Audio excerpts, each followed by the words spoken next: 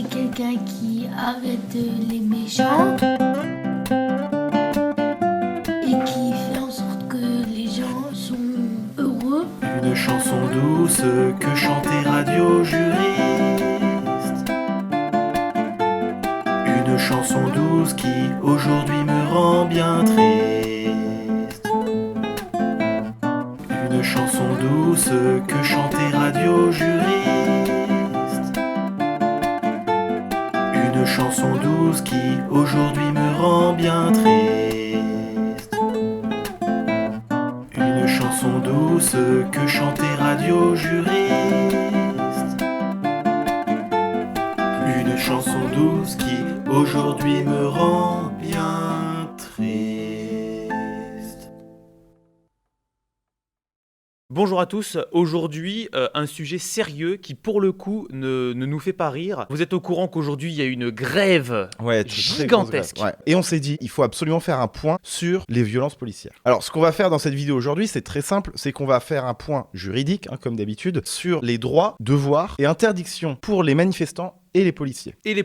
Qu'est-ce que vous pensez, vous, des violences policières ? À chaque fois je me questionne, je me demande, est-ce qu'ils ont le droit de frapper des manifestants ? On sait très bien que la violence, c'est normal qu'elle soit utilisée par les forces de l'ordre. C'est pour ça qu'on appelle ça des forces de l'ordre. Mais c'est vrai qu'il y a ce côté d'injustice. Souvent, quand on pense à violence policière, moi je m'imagine un policier qui frappe un innocent. Alors qu'on pourrait très bien s'imaginer un policier qui interpelle un délinquant. C'est qu'il y a quelque chose de paradoxal dans les images qu'on voit, parce que à la base, un policier, c'est censé être un gentil. Est-ce que vous, quand vous étiez petit, dans votre tendre enfance, vous avez voulu à un moment donné être policier ? Ouais. J'ai joué avec mes Lego avec mon frère et j'avais inventé un personnage qui s'appelait Eric le policier. Eric le policier. Ouais. C'était la star de mes personnages. C'était vraiment le mec qui rendait la justice, qui se battait, qui était vraiment l'incarnation du gentil. Donc c'était vraiment le héros. C'était le héros, Eric le policier. Moi, ce que je vous propose, c'est de structurer notre propos aujourd'hui en 2 parties, comme d'habitude. Toujours. On va vraiment centrer la première partie sur les droits et les interdictions des forces de l'ordre. D'Eric le policier. D'Eric le policier, Oui, exactement. oui. Qu'est-ce que Eric le policier a le droit de faire et surtout qu'est-ce qu'il n'a pas le droit de faire. Et dans une deuxième partie, ça va être plutôt sur les manifestants qui s'estiment victimes de violences policières. On verra quelles procédures ils peuvent entamer pour faire valoir leurs droits en justice et surtout comment augmenter leurs chances d'obtenir justice. Les droits et les devoirs des policiers. Il y a bien un texte qui en parle. Il faut bien comprendre comment se structure le droit. On a une pyramide des normes, c'est-à-dire qu'il y a des normes plus importantes les unes que les autres, et les normes inférieures doivent toujours aller dans le sens de la norme supérieure. Par exemple, la Constitution est tout en haut. Si une loi est contraire à la Constitution, alors cette loi doit être modifiée puisqu'elle n'est pas légale. Donc les devoirs et obligations, ainsi que les droits des forces de l'ordre, sont un petit peu éparpillés. On en a un petit peu dans la Constitution, on en a un petit peu dans des textes réglementaires, on en a dans des lois, et on en a aussi dans le code de déontologie du ministère de l'Intérieur. Bon, alors qu'est-ce que c'est un code de déontologie ? Ça c'est un mot que je ne connais pas. Ça c'est un mot compliqué. Un code de déontologie, c'est un ensemble de règles et de devoirs qui régissent une profession. Donc là, en l'occurrence, la profession Force de l'ordre. Des forces de l'ordre. Le code de déontologie de la police nationale et de la gendarmerie nationale, c'est un petit bouquin qui est bleu, grand, petit, comment Un petit feuillet, un feuillet. C'est très important puisque à l'intérieur de ce code, on va avoir tous les devoirs et toutes les règles que doivent respecter les forces de l'ordre. Ce code, il a été créé par le ministère de l'Intérieur, qui lui-même se plie donc aux lois et à la Constitution. Et c'est très très important parce que quand on ouvre ce code, dès le début, le code nous rappelle de lui-même qu'il est soumis aux traités internationaux comme la Convention européenne des droits de l'homme, à la Constitution et donc à la Déclaration des droits de l'homme de 1789 et aux lois forcément de notre pays. C'est très important parce qu'il y a ici encore un rappel de la hiérarchie des normes. Vous voyez ce que je veux dire ? Cette fameuse hiérarchie, toujours. Oui, voilà. Concentrons-nous d'abord sur l'emploi de la force. Il apparaît à l'article R434-18 du code de déontologie. Cet article vient nous dire que le policier ou le gendarme emploie la force dans le cadre fixé par la loi. La loi, seulement si c'est nécessaire et de façon proportionnée au but à atteindre. Ou à la gravité de la menace, selon les cas. Il ne fait usage des armes qu'en cas d'absolue nécessité. Et dans le cadre des dispositions législatives applicables à son propre statut. Ça veut dire quoi ? Il faut bien comprendre que dans l'exercice de leur mission, les forces de l'ordre ont un droit de recourir à la force. Mais ce droit n'est cependant autorisé que s'ils respectent 4 principes. Le principe de légitimité, le principe de nécessité, le principe de proportionnalité et le principe de précaution. Commençons par la légitimité. Le principe de légitimité, c'est quoi? C'est un principe qui vient nous dire que tout recours à la force doit avoir un fondement juridique et poursuivre un objectif légitime. Genre les arrestations, l'interpellation de quelqu'un qui est soupçonné d'avoir commis une infraction, la légitime défense, la dispersion de rassemblements violents, etc. Donc on comprend que si 9 policiers ont interpellé quelqu'un qui n'est plus un danger, il ne représente plus un danger, il est au sol, il ne bouge plus, il est peut-être menotté, s'il y a la moindre violence de la part des policiers envers lui, on rentre dans l'illégalité. Oui, s'ils utilisent la force pour punir, pour dominer, pour humilier, c'est pas légitime. Absolument pas. Pire, c'est illégal. Donc, si moi je suis là, je lève les mains en l'air comme ça, donc je suis absolument pacifiste. On n'a pas le droit de me frapper. Ah non, absolument pas. À partir du moment où vous n'êtes plus une menace, où vous ne représentez plus un danger, les forces de l'ordre n'ont pas à vous frapper. Le deuxième principe, la nécessité. Le principe de nécessité, il vient nous dire que la force ne doit être utilisée que si et dans la mesure où elle est absolument nécessaire à la réalisation d'un objectif légitime. Donc ça veut dire, si j'ai bien compris, qu'il n'y a aucun autre moyen possible que la violence pour atteindre son objectif. Exactement. Mais deuxième chose, Martin, le degré de force employé ne doit pas être excessif par rapport à ce qui est nécessaire pour atteindre l'objectif initial. Et surtout, la force doit cesser dès qu'elle n'est plus nécessaire. Exemple, un manifestant vient d'être maîtrisé. Je suis contre un mur comme ça, je peux plus contre un bouger. mur. Vous n'êtes donc absolument plus dangereux. Ouais. Hein, vous êtes maîtrisé. Une fois que vous, en tant que manifestant, vous êtes maîtrisé par les forces de l'ordre, a priori, plus rien ne vient justifier qu'on utilise la force contre vous. Le troisième principe, le principe de la proportionnalité. Il s'agit de mettre en balance les risques et les bénéfices de l'usage du recours à la force. Si l'utilisation de la force va créer des dommages excessifs, en gros, faut pas l'utiliser. On peut par exemple penser aux dommages collatéraux. Imaginons que je veux utiliser la force contre vous, mais si en utilisant la force je risque de blesser des gens autour, alors là, il ne faut pas l'utiliser. On pense tout de suite à la force létale, c'est-à-dire quand on peut tuer, quoi. D'ailleurs, la force létale, normalement, ne peut être utilisée que pour protéger la vie. Et le dernier principe, c'est le principe de la précaution. C'est un principe très important et un peu trop oublié actuellement. Le principe de précaution vient nous dire que les opérations des forces de sécurité doivent être planifiées, préparées et conduites de manière à réduire au minimum le recours à la force. Et si ce recours à la force devient inévitable, à créer le moins de dommages possible. Donc en gros, c'est le rôle du préfet, quand il y a une manifestation, d'organiser le maintien de l'ordre de manière à ce qu'il y ait le moins de problèmes possible. Qu'est-ce qu'on peut conclure de tout ça? On peut conclure que pour utiliser la force, il y a donc 4 principes à respecter. D'abord, le policier doit se demander, est-ce que l'usage de la force est légitime? Est-ce que je le fais pour punir quelqu'un, pour l'humilier, pour le torturer? Si c'est le cas, ce n'est pas légitime et c'est donc illégal. Ensuite, il doit se demander si l'usage de la force est nécessaire. C'est-à-dire qu'il doit se demander si la force est le seul moyen d'atteindre son objectif. Dans le cas où la force est nécessaire, elle doit être proportionnée. Très bêtement, s'il veut interpeller un manifestant, peut-être que un coup de matraque sera plus proportionné qu'une grenade.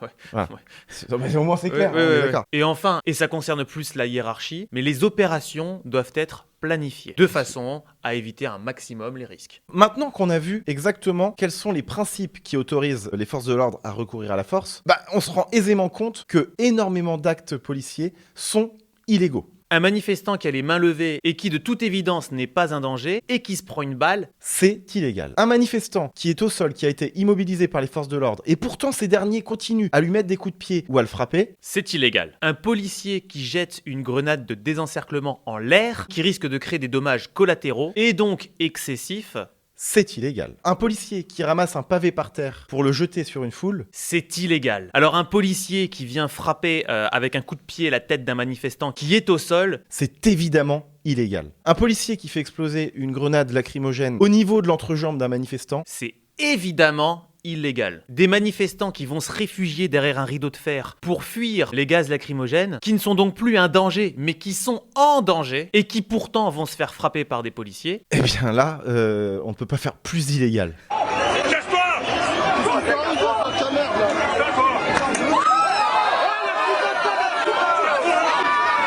Mais alors, encore plus important, et ça, moi, j'aimerais vraiment faire un point là-dessus, on parlait du principe de précaution. Hein. On rappelle très rapidement, le principe de précaution, c'est surtout lié à la hiérarchie, c'est-à-dire que la personne, par exemple, le préfet de police, qui prépare une manifestation et qui planifie le maintien de l'ordre, doit tout faire pour qu'il y ait le moins de problèmes possible, le moins de violence possible et le moins de dommages possible. Et pourtant, il arrive que parfois ce ne soit pas le cas. Il faut rappeler que l'article R434-6 du Code de déontologie des forces de l'ordre vient nous dire que l'autorité investie du pouvoir hiérarchique conçoit et met en œuvre au profit des personnels une formation adaptée, et en particulier dans les domaines touchant au respect de l'intégrité physique des personnes. Cette formation est régulièrement mise à jour pour tenir compte des évolutions affectant l'exercice des missions de police. Ça veut dire que quand les forces de l'ordre utilisent par exemple le lanceur de balles, les flashballs, ou des canons à eau, ou des grenades de désencerclement, ils y ont été formés. En tout cas, obligatoirement, ils ont dû y être formés. Ça paraît logique, et pourtant, on va vous montrer que ce n'est pas tout le temps le cas. Quand par exemple les pompiers avaient manifesté à Paris. On a des images lors de cette manifestation où on voit des pompiers encerclés par les forces de l'ordre sans porte de sortie. Ils nous demandent d'évacuer, on leur dit ok on évacue, nos bus ils sont derrière. Ils nous laissent pas y aller, ils nous gazent.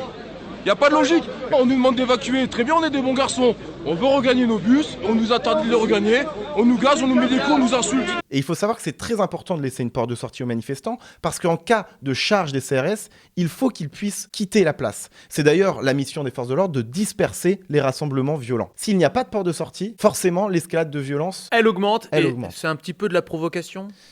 peut-être, On ne dit pas que tout est fait pour augmenter les violences, mais parfois on peut se poser la question. parfois. On voit ici par exemple que le préfet de police, ou en tout cas la personne en charge de planifier le maintien de l'ordre, a oublié de laisser une porte de sortie et donc n'a pas mis tout en œuvre pour réduire au maximum les risques de violence. Entorse au principe de précaution. Un deuxième exemple qui porterait plus sur le défaut de formation des policiers. Un exemple complètement d'actualité puisque ce matin, au moment où on tourne, on vous a dit il y a des manifestations et ce matin, un syndicat de police a mentionné le fait que des canons à eau, donc les canons utilisés par les pompiers pour casser les murs d'incendie, les murs de flammes, seraient utilisés potentiellement par les forces de l'ordre contre les manifestants. Sauf que les syndicats nous avouent dans un second temps que les forces de l'ordre n'ont pas été formées à utiliser ces lances. Et il faut quand même mentionner, parce que c'est très important, que potentiellement, selon ce syndicat de police, ces lances débiteraient, je cite, environ 11 bars de pression et seraient potentiellement létales à moins de 5 mètres. Donc on donne entre les mains des forces de l'ordre non formées des armes létales. Entorse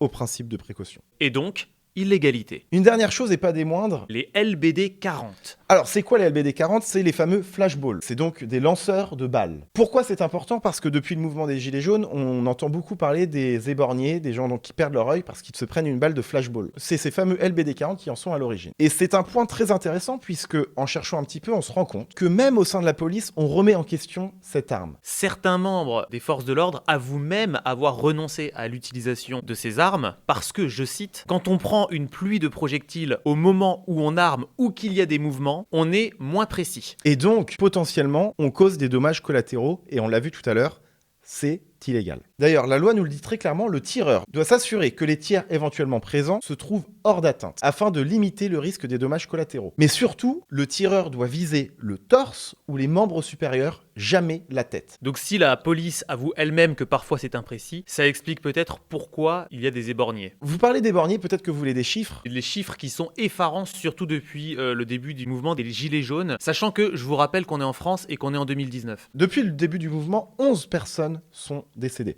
2495 personnes ont été blessées, selon les chiffres du ministère de l'Intérieur, arrêtés au 4 octobre, parce que peut-être que depuis on a eu d'autres. Et selon un décompte du journaliste indépendant David Dufresne, 24 de ces blessés ont été éborgnés et 5 ont eu la main arrachée. Donc manifestement, il y a eu beaucoup d'actes illégaux, il y a eu beaucoup de blessés, donc il doit y avoir des enquêtes. Alors d'après le secrétaire d'État à l'Intérieur, il y a des enquêtes. Actuellement, 313 enquêtes judiciaires pour des suspicions de violences policières ont été ouvertes par l'inspection générale de la police. Oui. Ah donc des membres des forces de l'ordre ont été condamnés. Et bien sur ces 313 enquêtes, pour l'instant, aucun membre des forces de l'ordre n'a été condamné. Donc vous me dites qu'il y a eu énormément d'affaires, mais qu'aucun membre des forces de l'ordre n'a été condamné. Alors comment vous expliquez ça ? Eh bien c'est très simple. La plupart des affaires concernant des violences policières sont menées devant un tribunal pénal, alors qu'il faudrait les mener devant un tribunal administratif. Donc au pénal, c'est quand on attaque directement un membre des forces de l'ordre, par exemple le tireur. Et comment ça se passe en droit administratif ? Eh bien devant un tribunal administratif, on va attaquer l'État et remettre en cause sa responsabilité. C'est vrai qu'on va rappeler que la juridiction administrative est compétente s'agissant d'une opération de police administrative visant à prévenir des troubles à l'ordre public. Ça, c'est le Conseil d'État lui-même qui nous l'a dit dans l'arrêt Consorbo en 1951. Maintenant qu'on sait que le tribunal administratif peut être saisi, puisqu'il est compétent, il faut comprendre pourquoi il y a plus d'intérêt à le saisir lui plutôt qu'un tribunal pénal. Et pour ça, prenons l'exemple de l'affaire Lilian. Oui, Lilian, c'était un jeune homme qui s'est pris une balle de flashball alors qu'il ne faisait pas partie de la manifestation. Ouais. Et donc, il a forcément été en justice pour faire valoir ses droits, sauf qu'il a été attaqué, le tireur, au pénal. Donc, l'IGPN, la police des polices, a enquêté et a estimé effectivement qu'il ne faisait pas partie de la manifestation. Qu'effectivement, sa blessure provenait d'un lanceur de balles. Mais le hic, c'est que l'IGPN a été dans l'impossibilité de retrouver et de nommer le tireur. Cette affaire a donc été classée sans suite. Dans ce genre de cas, il vaut mieux se tourner vers le tribunal administratif. Oui, et pourquoi ? Parce qu'on a déjà des jurisprudences, c'est-à-dire des décisions antérieures qui ont prouvé qu'on pouvait gagner devant un tribunal administratif. Comme le 27 novembre 2007, avec les manifestations des étudiants où un jeune homme de 16 ans avait été grièvement blessé à l'œil droit par une balle venant d'un flashball. Ouais, donc on est vraiment dans la même situation. Même situation. Un jeune homme, une manifestation, un œil éborgné, un flashball. Mais la différence, c'est que le 28 novembre 2016, le tribunal administratif de Nantes va venir considérer que la responsabilité de l'État est engagée pour faute dans l'organisation du service de police. 2016, Ouais. c'est-à-dire 9 ans après. C'est un peu long, la justice. Ouais. Et donc le tribunal a condamné l'État à verser une somme de 48 000 € en réparation des préjudices subis du fait de cette blessure. Donc, nous vous invitons fortement à vous tourner vers le tribunal administratif. Pourquoi ? Parce qu'on a bien compris qu'au pénal, on s'attaquait à une personne en tant qu'individu. Alors que quand vous vous tournez vers le tribunal administratif, vous vous attaquez à l'État en tant que personne morale, c'est-à-dire une personne non physique, qui n'existe pas. Ensuite, quand vous vous tournez vers le pénal, l'IGPN se saisit de l'enquête. Et quand elle enquête, il faut savoir que le juge n'a pas de droit de regard et n'a aucun impact sur cette enquête. Ce qui explique des enquêtes très longues et qui souvent ne mènent à rien. Vous l'avez bien compris, passez outre l'IGPN et tournez-vous vers le tribunal administratif. Conclusion, qu'est-ce qu'on a appris dans cette vidéo ? Premièrement, on a appris que les membres des forces de l'ordre pouvaient utiliser la force, mais seulement s'ils respectaient des principes et des lois. On a appris que malheureusement beaucoup d'actes étaient illégaux et pourtant rien ne se passe alors même qu'on a des preuves vidéo. L'avènement des réseaux sociaux facilite énormément ce type de preuves et peuvent servir en justice. D'ailleurs, petite parenthèse, mais vous avez le droit de filmer un policier. On vous dit souvent le contraire, on le voit bien, mais sachez que vous avez le droit, donc vous pouvez, si vous le souhaitez, continuer à le faire. Et enfin, on espère vous avoir fait comprendre qu'il vaut mieux passer par le tribunal administratif plutôt que par le pénal. Et ainsi augmenter vos chances de faire régner la justice, finalement. Si vous avez des questions, si vous avez des remarques, si vous voulez approfondir ou si vous remarquez des erreurs peut-être dans notre propos, l'espace commentaire est là pour ça. Nous, on les lit tous. Ma maman aussi. Oui, toujours. Une question, vous êtes avocat vous ? Non. Moi non plus. Greffier peut-être ? Non plus. Magistrat ? Non, juge ? non plus. Non, c'est vrai qu'on est des simples juristes passionnés par le droit, donc soyez indulgents. On n'est pas là pour vous donner la sainte vérité. On essaie juste d'analyser des faits sociétaux à travers le prisme du droit. On voulait quand même ajouter quelque chose. Peut-être une petite dernière chose. Il nous semblait important de rappeler à tous les citoyens, et surtout aux forces de l'ordre, qui peut-être nous regardent aussi, que la police, dans son ensemble, est au service des citoyens et non l'inverse. On vous rappelle que les forces de l'ordre ont pour mission d'assurer la défense des institutions et des intérêts nationaux, le respect des lois, le maintien de la paix et de l'ordre public, la protection des personnes et des biens. On comprend ici que les forces de l'ordre servent la population. Alors certes, les forces de l'ordre obéissent à une hiérarchie, un gouvernement, mais il faut savoir que ce gouvernement est lui-même au service des citoyens. Un membre des forces de l'ordre, malgré le fait que son travail soit très important, n'est pas au-dessus des lois, c'est un citoyen comme les autres. Le problème, c'est quand aujourd'hui on voit toutes ces images de violences policières, on s'aperçoit que ce n'est pas légal. Alors on sait très bien que c'est un métier compliqué, on sait très bien que lors d'une manifestation, les forces de l'ordre sont sous tension, que des manifestants sont violents envers eux, les insultent et ne les respectent pas. Mais faire partie des forces de l'ordre demande énormément de patience, de lucidité, de contrôle. Mais comme dans tout métier, si l'on n'en est plus capable, notamment de respecter le code de déontologie, il faut savoir se remettre en question. Et la hiérarchie doit veiller à cela. Alors on disait au début de la vidéo, tous les enfants, au moins une fois dans leur vie, ont rêvé de devenir policiers ou se sont pris pour des policiers, ont joué aux policiers comme vous avec votre petit Eric. Eric, ouais. Mais au vu de tout ça, je me permets de vous poser quand même la question. Est-ce qu'aujourd'hui, vous joueriez encore avec Eric le policier ?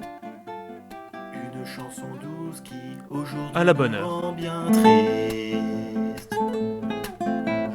Une chanson douce que chantait Radio Juriste.